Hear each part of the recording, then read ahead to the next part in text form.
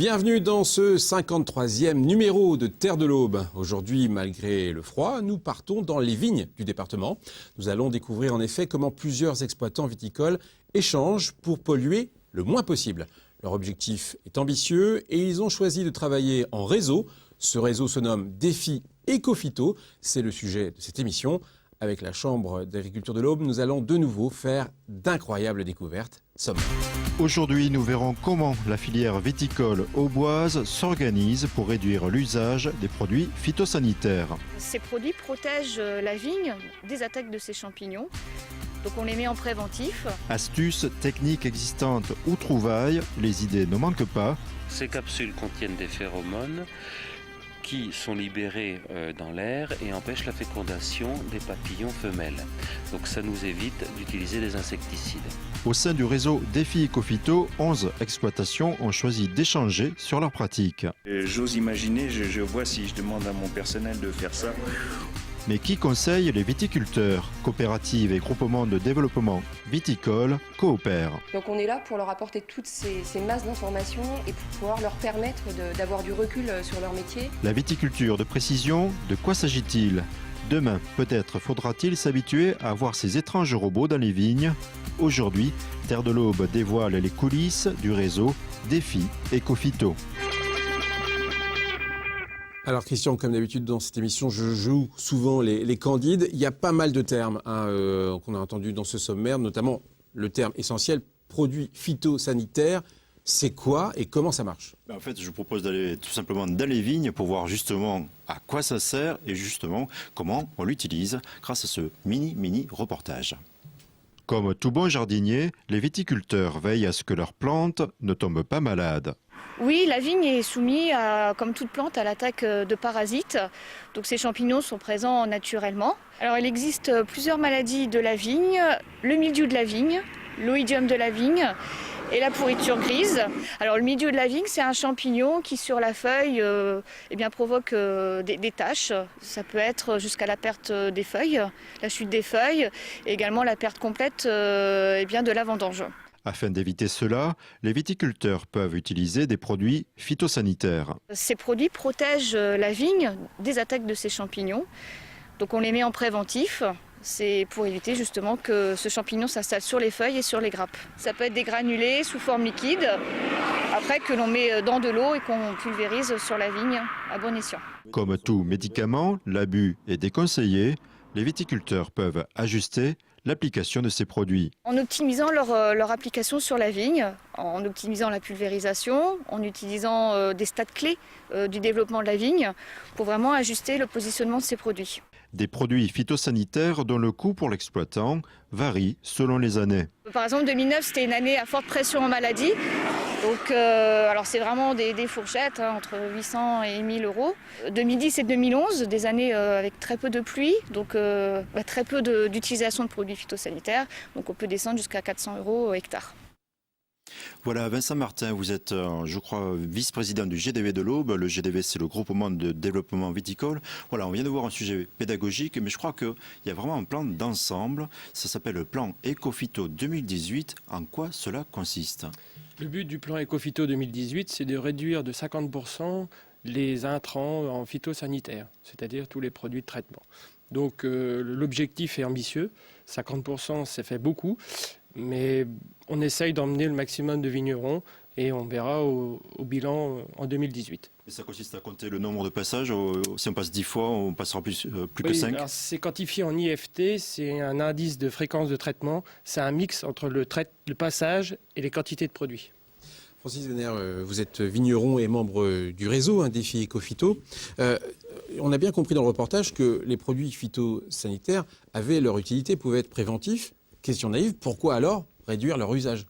Tout à fait. Alors donc, pourquoi réduire déjà par rapport à ça crée quand même une pollution qui est non négligeable, hein, qui peut être mesurée, une pollution de l'air, voire de l'eau quand il s'agit de désherbants. Aujourd'hui, on sait mesurer cela et on s'aperçoit que quelquefois ça crée des pollutions spontanées, hein, et donc et aussi ça peut provoquer des maladies chez certaines personnes qui ne se protègent pas suffisamment ou qui pourraient éventuellement abuser abuser de ces produits. Donc il est absolument nécessaire d'essayer de les réduire au maximum. Mais les produits phytosanitaires, ça existe depuis longtemps. Est-ce qu'il y a des phytos bio ? Oui, il y a des phytos bio. La plus connue de tous, c'est la bouillie bordelaise, qui est utilisée par tout bon jardinier pour protéger ses tomates ou ses pommes de terre du fameux mildiou. C'est bon ou c'est pas bon pour les sols, par exemple? Par contre, pour les sols, non, c'est pas bon. D'ailleurs, récemment, il y a une étude qui a fait part de sols donc, qui recevaient la bouillie bordelaise, qui étaient plus pollués, enfin, qui avaient moins de vivants en sous-sol, genre lombriques ou bactéries, parce que à cause de la pollution due à la bouillie bordelaise. Il y a plein de métaux dedans, je crois. Il y a du cuivre, c'est le cuivre qui est un métal lourd. Mais autre question, il y a plusieurs cépages dans le champagne. Est-ce que chaque cépage a un cas particulier, plus ou moins sensible? Oui, ils ont des sensibilités différentes, notamment le chardonnay qui est un petit peu plus sensible par rapport au pinot noir. Dans la Côte des Bars, enfin la partie qui se trouve Bar-sur-Seine, Bar-sur-Aube, il y a beaucoup de pinot noir. Ils sont moins sensibles au ver de la grappe. Ils sont moins sensibles aussi à l'oïdium. Je vois quand on regarde à Mongueux où c'est plutôt plantés avec du chardonnay, ils ont beaucoup plus de difficultés à contenir ces maladies-là et malgré eux, ils sont obligés de traiter un petit peu plus pour se protéger. Christian, ce que je comprends, c'est que réduire l'usage des produits phytosanitaires, c'est à la fois très utile, mais à la fois très compliqué. C'est assez dur, il y a un dosage assez particulier à ajuster.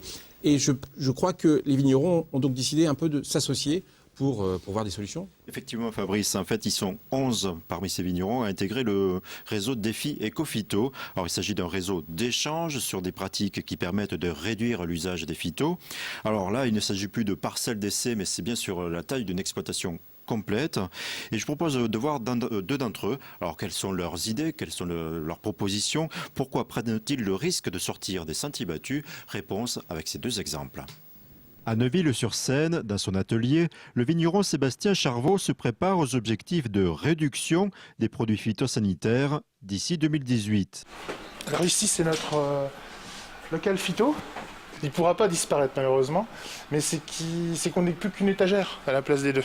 Afin d'y parvenir plus facilement, il a choisi d'adhérer à un réseau de 11 exploitants viticoles, le réseau Défi Ecophyto. Parce que faire des essais un par un, sans communiquer, il n'y a pas beaucoup d'intérêt, on n'arriverait pas à trop progresser. On sait très bien que dans quelques années, notamment les désherbants seront interdits, les antipourritures risquent d'être interdits aussi. C'est qu'on n'a pas le choix, on va être obligé de travailler différemment dans les années qui viennent. C'est très bien de mettre en commun justement toutes ces pratiques parce qu'il y a des choses qu'on n'ose pas faire et on s'aperçoit que certains osent les faire et ça fonctionne. Il suffit d'aller dans les champs pour constater les changements de méthode de travail.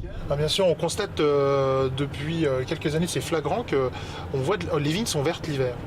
Et chose qu'on ne voyait pas avant. Du vert dans les vignes, soit, mais Sébastien Charvot est déjà allé plus loin. Les rangs qui sont énervés ne reçoivent pas de désherbants, donc c'est déjà ça de gagner. Le réseau Défi Ecophyto permet donc de partager ces pratiques qui marchent. Pour réduire l'usage de produits phytosanitaires, Sébastien Charvot a déjà des propositions. On a mis en place donc des essais au départ qui sont transformés maintenant. Plus les essais, c'est qu'on l'applique à toute notre exploitation. Alors notamment, on a changé la taille. On a passé toutes nos vignes, tous nos pinots noirs en cordon de Royos semi-permanent. Et on s'aperçoit qu'au niveau des raisins, tout va être concentré un peu sur une quarantaine de centimètres. Là, tous ces pousses-là. Tandis que sur le cordon de Royos, on s'aperçoit qu'on peut réussir à remplir l'espace. Une dose est faite pour à peu près 1,20 m de haut, la végétation l'été. Là, si on considère qu'il y a très peu de feuilles en bas, on peut réduire à peu près d'un tiers la surface de traitement, donc d'un tiers le produit phyto. Sébastien Charvot est un vigneron qui a de l'avance. Il a déjà atteint l'indice de fréquence de traitement, IFT, prévu pour 2018. J'ai divisé personnellement par deux au moins mes intrants depuis 5 ans. En termes d'IFT, donc la norme en 2018 sera de 12, l'an dernier j'étais à 10. Au village de Trane, Olivier Arnaud renouvelle sans cesse ses solutions afin de réduire l'usage de phytosanitaires, notamment grâce à ces capsules. Ces capsules contiennent des phéromones qui sont libérés dans l'air et empêchent la fécondation des papillons femelles. Donc ça nous évite d'utiliser des insecticides.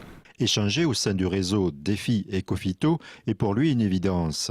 Des idées, oui, j'en ai pris chez les autres et puis j'ai essayé de donner les miennes aux autres. Pas donné en revanche les investissements nécessaires pour l'achat de pulvérisateurs de précision. Le but avec ce type de matériel, c'est d'éviter la dérive et que tout le produit que l'on met aille sur la végétation, ne tombe pas au sol et ne parte pas dans l'air. Le radar calcule le débit de la pulvérisation et suivant le débit qu'on a choisi, exemple 100 litres hectare, l'appareil et le radar appliquent à la vigne 100 litres hectare. J'ai raisonné donc par étapes. La première étape, ça a été l'enherbement des vignes.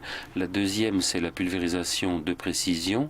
Et la troisième sera le travail du sol de manière à abandonner les herbicides. D'après Olivier, il existe des solutions au cas par cas. Les clients sont quant à eux peu sensibles à ces efforts réalisés en toute discrétion.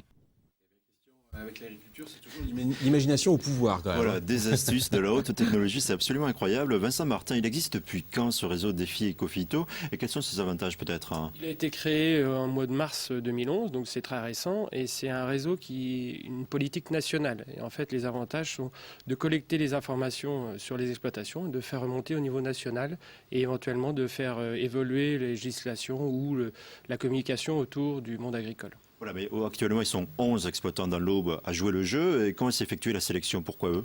C'est sur la base du volontariat. Il y a eu un appel à candidature et puis il y a eu un certain nombre, 5 exploitations émanant du GDV et puis 6 de l'Union Amboise. Francis Venner, parmi ces exploitations, est-ce qu'il s'agit de vignerons déjà sensibles à ce sujet ou est-ce qu'ils partent de zéro pour certains? Alors pour une grande partie, bien sûr, ils sont sensibles à ce sujet. Personnellement, moi j'y suis depuis 20 ans avec la création du GDV auquel j'ai adhéré. Mais il est quand même agréable de voir notamment des jeunes qui sortent des écoles, qui sont pour reprendre ou qui commencent à reprendre les exploitations des parents, qui se sont dit parce qu'ils ont appris à l'école qu'on pouvait faire autrement, ou voir même des gens qui étaient dans le conventionnel et qui avec tous les reportages télévisés ou autres que l'on peut voir, se dire il faut qu'on change les choses et il faut qu'on apporte notre pierre à l'édifice. Il y a une prise de conscience en tout cas. Christian, si je comprends bien, ce réseau Défi Ecofito permet en fait à ces vignerons de ne pas chercher tout seuls dans leur coin une solution. C'est une bonne définition. En fait, le Défi Ecofito, c'est un travail surtout de réseau.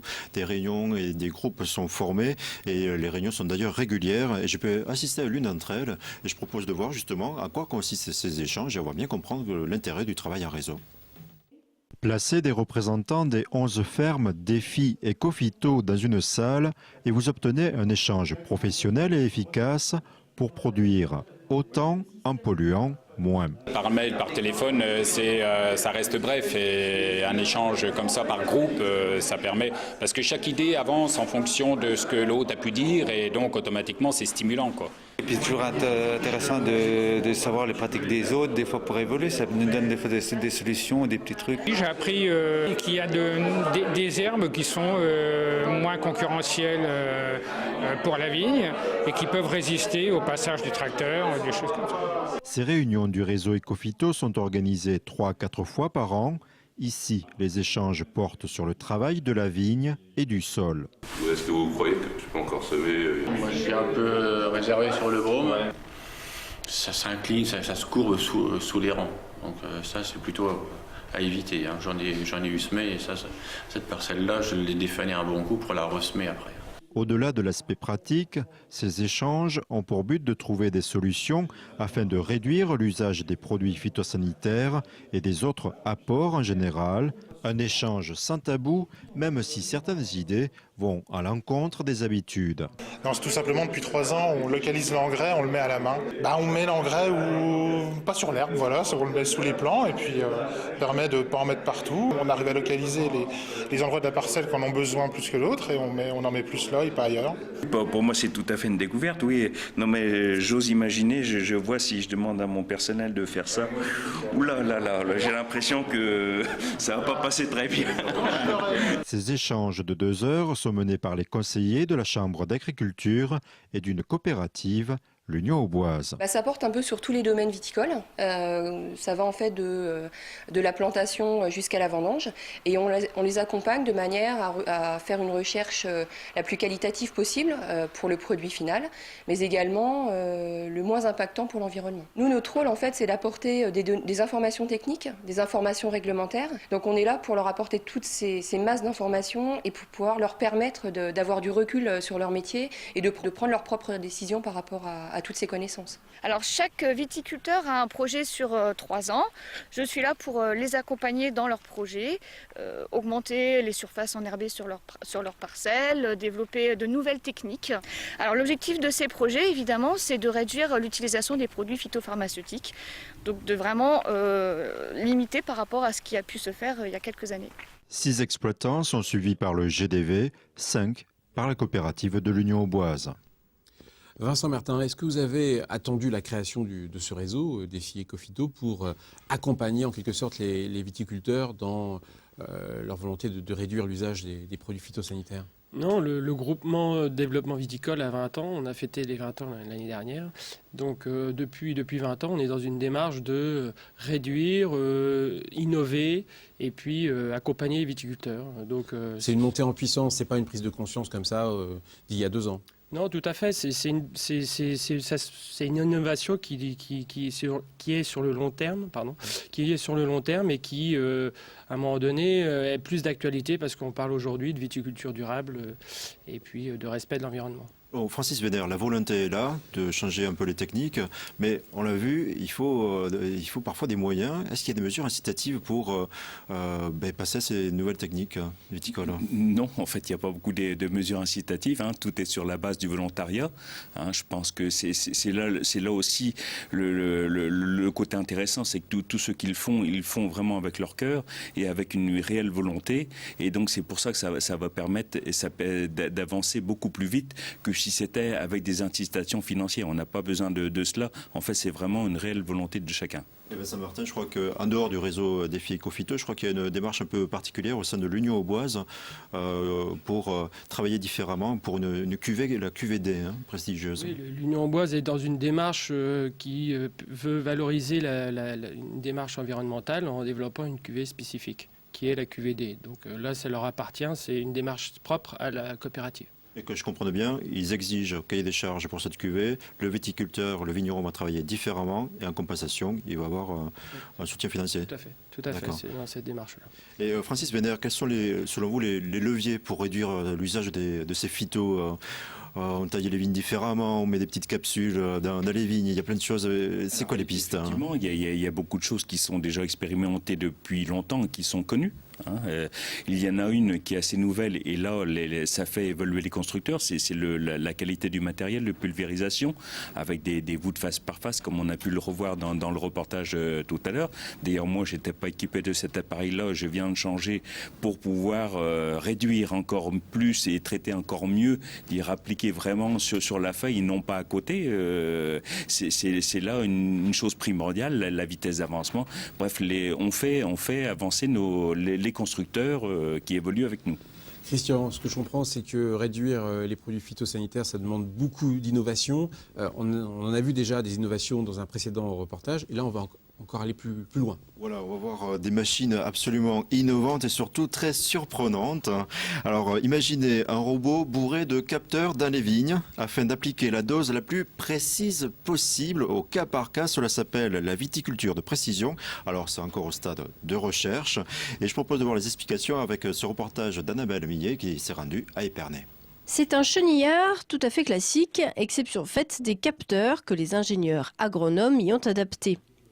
Un GPS et 3 capteurs qui vont mesurer des informations sur feuilles, grappes et bois de taille pour ainsi permettre de caractériser la variabilité de la vigne. On a équipé sur ce chenillard un capteur de bois de taille qui mesure les bois de taille en hiver, comme son nom l'indique, et qui va mesurer en fait l'ensemble des bois, donc la biomasse, le nombre et le diamètre unitaire d'un bois de taille. Ensuite, on a des capteurs sur feuilles et sur grappes qui vont être utilisés en cours de végétation. Donc on a un premier capteur qui s'appelle le Green Seeker, qui est un capteur en fait de porosité du feuillage. Donc on arrive en fait à avoir une cartographie de biomasse des feuilles. Et on a un second capteur qui est le capteur multiplex d'une société qui s'appelle Forcea, qui est une start-up qui est issue du CNRS et qui est en fait un capteur qui va mesurer des informations liées à la physiologie de la vigne. Le taux de chlorophylle, les molécules de stress, l'azote ou encore les molécules induites par certaines maladies sont ainsi mesurées et analysées. Mon travail va être de récupérer toutes ces données, de les traiter et puis derrière de faire des cartes. Donc on a vu chaque donnée est reliée à un GPS, donc à une position géographique. Cette position-là, on va pouvoir la représenter dans un espace et donc créer une cartographie et pouvoir l'afficher par exemple avec un fond Google Earth ou une photo en fond derrière. Et donc l'analyse de ces données-là, une fois qu'on a récupéré la donnée brute, on va pouvoir se poser les bonnes questions du pourquoi et du comment on obtient cette valeur-là à cet endroit-là. Le repérage de toutes ces caractéristiques fait par l'automate va pouvoir aider à connaître ni plus ni moins l'état de santé de la vigne et ainsi adapter les apports d'intrants. Aujourd'hui, on bloque sur des verrous qui sont la connaissance de l'état physiologique de la vigne. Donc si on veut aller plus loin dans cette réduction, puis atteindre les objectifs du plan Ecophyto, donc on peut continuer avec des méthodes traditionnelles, mais il faut aussi pouvoir utiliser des nouvelles molécules à efficacité partielle, comme des stimulateurs de défense naturelle, qui vont induire des défenses dans la vigne. Mais là, il faut comprendre le fonctionnement pour pouvoir les induire. Le chenillard expérimental n'a même pas encore de nom propre. Il est utilisé par le CIVC sur 6 hectares à Épernay depuis 3 ans seulement. Les grandes maisons de Champagne commencent néanmoins à s'intéresser à cet outil étonnant. Vincent Martin, il y a un objectif très clair en 2018 qui est de réduire de 50% les indices d'usage des produits phytosanitaires. Est-ce que ce sera facile à atteindre ? Non, ce ne sera pas facile et c'est un objectif. Donc, quelque part, c'est la bonne direction vers laquelle on doit tendre. Mais après, on fera le bilan à ce moment-là parce que là, c'est tellement délicat. Le climat change et donc on ne maîtrise pas tout. La réalité, on va dire. La réalité, on pourra très probablement arriver à moins 30%. Ouais, ce qui est déjà un bel objectif. Oui, c'est déjà bien. Oui. Francis Benner, donc on l'a vu, il faut quand même beaucoup d'efforts pour y arriver, même à ces 30%. On connaît les labels bio. Est-ce qu'en tant que vigneron, on peut mettre sur l'étiquette de champagne, je suis un viticulteur raisonné, on peut l'afficher ou pas? Non, aujourd'hui ça sert pas grand-chose parce que c'est vrai que dans ce label, on peut trouver de tout. En fait, toute la démarche, elle est vraiment volontaire. Après, je pense que ça peut être autre chose d'un autre label, mais pas avec le défi Ecophyto, non, ça apporte rien du tout. Et lorsque vous vendez en direct vos champagnes, est-ce que les clients sont sensibles à cette volonté de réduire les produits phytosanitaires? Vous en parlez? Oui, ils sont sensibles. Bon, chez moi, j'organise des ORIC, donc je fais régulièrement des visites de cave où j'explique tout de A à Z du champagne, toute la démarche, et avec mes clients, et ils sont quand même assez réceptifs déjà parce qu'on en parle beaucoup, mais en même temps, je l'explique d'une façon. Moi, je dis toujours, vous savez, la vigne, le soin qu'on apporte à la vigne, c'est un peu comme les médicaments vis-à-vis de notre personne. Il faut les utiliser à bon escient. Et c'est pas automatique. Et c'est pas automatique. Voilà. Et les gens, dans ce sens-là, comprennent bien la démarche et savent que s'aperçoivent qu'on ne peut pas, à zéro traitement, c'est pas possible. Malheureusement, ça n'existe pas. Donc on va faire du mieux que l'on peut et ils comprennent bien ces démarches. Mais en tout cas, je pense que cette émission aura aussi servi à faire comprendre votre démarche. Bravo encore pour tous ces efforts. Merci Christian pour la préparation de cette émission. Bonne fête à vous tous, bonne fête aussi à vous téléspectateurs. On se retrouve l'année prochaine pour de nouvelles aventures agricoles. Au revoir.